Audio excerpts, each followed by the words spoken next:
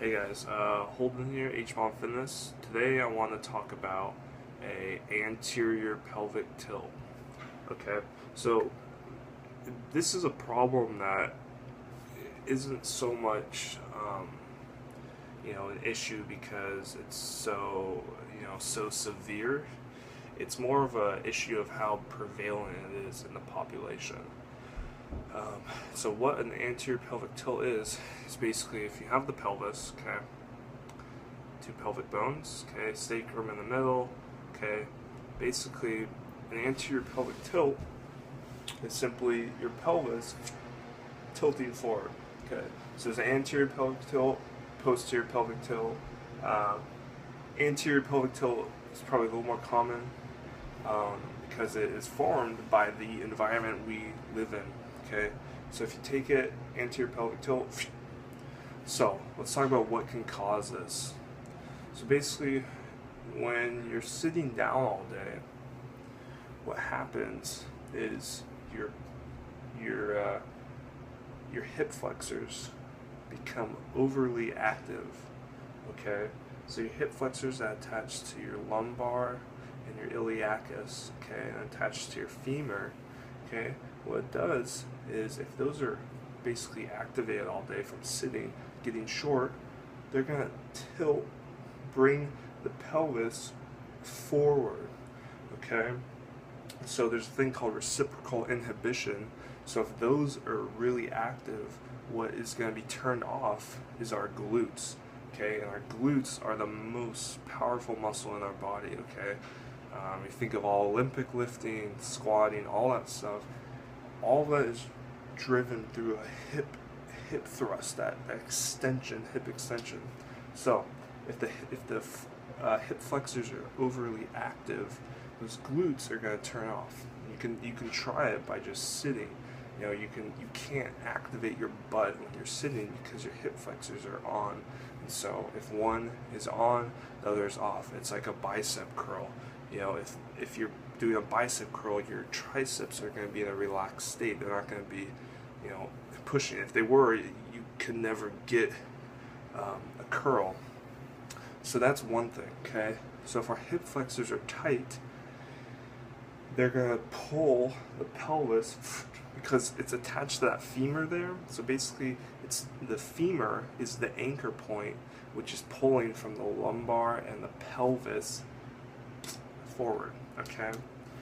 Another thing we got to take into consideration is the rectus femoris, one of your quad muscles, is also a hip extender. Okay, so same thing occurs if we're really short sitting all day.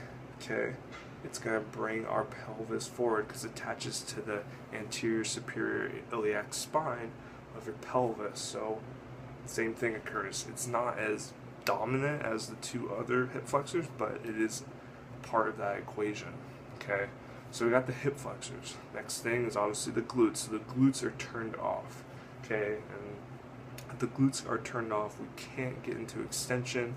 And if those are off, we're always going to be in a hip flexion state.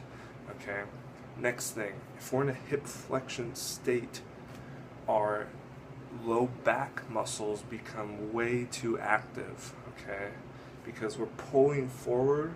And so our low back is trying to bring it back a little bit. So they're overly active, okay? So what we need to do is loosen our low back muscles, okay? I'll explain that in a little bit.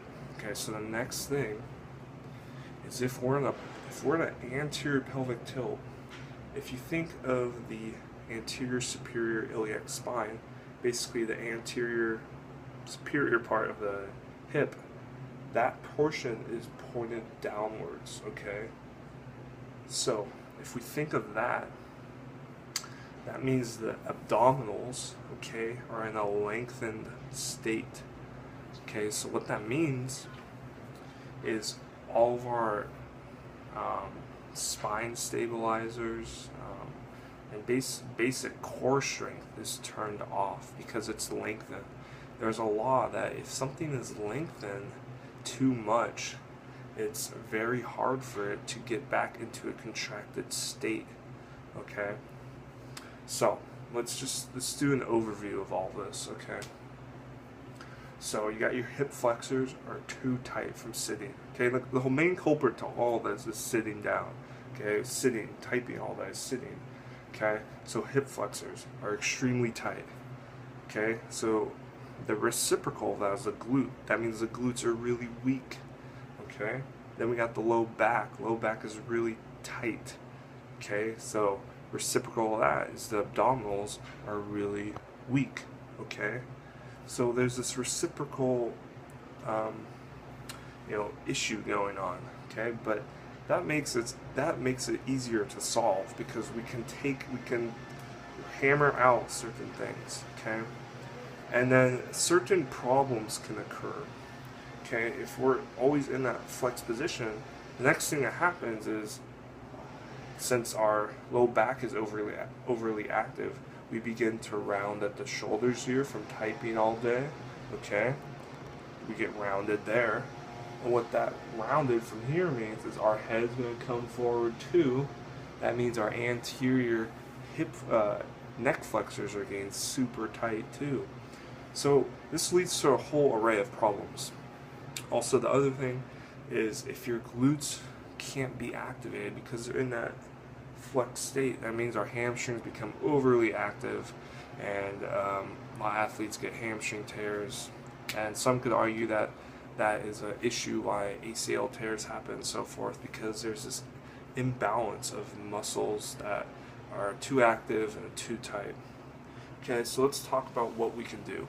And I'll post a video later about what exercises to do, but right now I just want to discuss the exercises. Okay, so what we need to do, we need to stretch and mobilize the crap out of our hip flexors. Okay, so that means just generic hip flexor stretch. Okay, but it also means we need to get deep down there with a ball, kettlebell. We need to get deep into that tissue.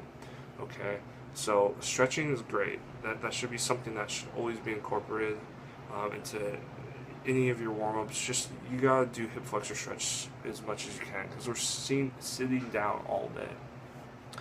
So try and do that as much as you can. Then we gotta mobilize it. So we gotta get in a ball. We gotta get deep down into those iliacus psoas. Okay. Next thing we have to do is strengthen the crap out of our glutes. Okay. So I'm not just talking about squatting, squat. I'm talking about doing hip thrusters, one-legged glute bridges. The recipe for that would be a lot of glute bridges, and the one-legged one's the best because it's going to take that hamstring out of it a little more, because we don't want overly activate the hamstring. We're trying to really focus on the glute. Okay, so gotta stretch the shit out of our hip flexors, strengthen our glutes to just as much as you can. Okay.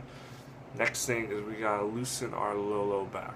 We gotta loosen that thing. Okay, so we gotta get a ball, softball, not a tennis ball, any of that. We gotta get a softball, put it behind our low back, lay on it, and just let yourself sink into it. Get into that QL, all those spinae erectors. We just have to get those completely supple. Okay, and then the last thing, could be one of the more important factors, is our abdominal strength. Okay, so this does not mean crunches and just do 100 crunches. This means laying on your back and doing some transverse abdominis exercises. Okay, I'll post a video of how to do those, but that is what we need to do, is get into our deep abdominal muscles and strengthen them. Another great thing to do is planks. Okay, planks are a really good thing to do, but make sure when you do a plank, you're stretching out your hip flexors beforehand and so forth, because what we see with a lot of athletes is that during the plank, they're activating their abs, but what happens is they're still kind of in that flex state with their hips, so they're kind of getting this pseudo kind of contraction of their abs, because your hip flexors are deep. They can go deep down inside there, so they could almost feel like, oh yeah, I'm getting a burn in my abs, but they're still kind of getting this flex position. So we need to make sure when we're doing a plank, our hips and our spine are very straight and we're really activating the core. And make sure we incorporate that with stuff that can be applied, you know, to real life situations. So I always like to do an ab exercise where you're carrying like you know, like a farmer walk, you know, carrying a really heavy weight on one side, so you're trying to stabilize an alignment, okay? But do not just do crunches, all that stuff. Work on stabilizing all that stuff, okay? Next thing we want to do is also stretch out our quads, okay? Stretch out, mobilize, get on a softball, kettlebell, just put a barbell on your quad. Really loosen those things up, especially the rectus femoris, which is the one right down the middle, okay? Couch stretch, if you look at Kelly Starrett's mobility WOD, okay? Next thing is the hamstrings tend to be overly active, yet they're still somewhat weak. So what you want to think here is posterior chain, okay? Glutes are the first thing we have to work on, okay? Next thing is the hamstrings we want to strengthen, but I would do that in a separate manner. So I would get the hamstrings more through deadlifting, squatting, that's more stuff. But for the strengthening, we want to work on the glutes, okay? The glutes are so important, okay? Glute max and glute medius will help too because they'll stabilize the pelvis, okay? And it won't allow as much anterior pelvic tilt, okay? So the next thing after all this exercise is you just gotta think of it in a mathematical kind of perspective, you know? You gotta think, okay, my abs are gonna be in a lengthened position, that means I need to strengthen them. That means my glutes are gonna be in a lengthened position, and I need to strengthen them. So if you look at the body, you got the front part and the back side, there's this, you know, this reciprocal pattern that's going on. You got the abs up here and the glutes, which are loose and weak, and then you got the, you know, low back and the hip flexors that are super tight. So you're getting pulled into this position. Next thing we gotta think about is what is causing this. Okay, well, it's sitting. Okay, sitting. So it's hard to do, but you just gotta get out of a sitting position as much as you can. And you know, for someone like me, in school, you know, it's hard. You know, we go from classroom to classroom sitting, and unfortunately, we don't make the time to do corrective exercises. Okay, so sitting is the culprit. Okay, and then when we're driving, we're sitting. When we do sit, though, there are some things we can focus on. You know, when we're sitting, we want to make sure we're bracing our abs, okay? Make sure they're activated, okay? We want to have good posture, make sure our shoulders are back, our neck isn't too far forward, okay?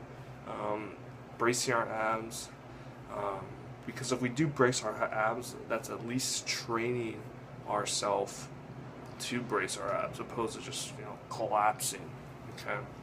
So, there you go, guys. Anterior pelvic tilt. Think of it just from a mechanical perspective of your body. If one thing is tight, usually the other is super weak, okay? So there you go, guys. Hope that helps. I'm going to be posting a video about corrective exercises for anterior pelvic tilt. See ya.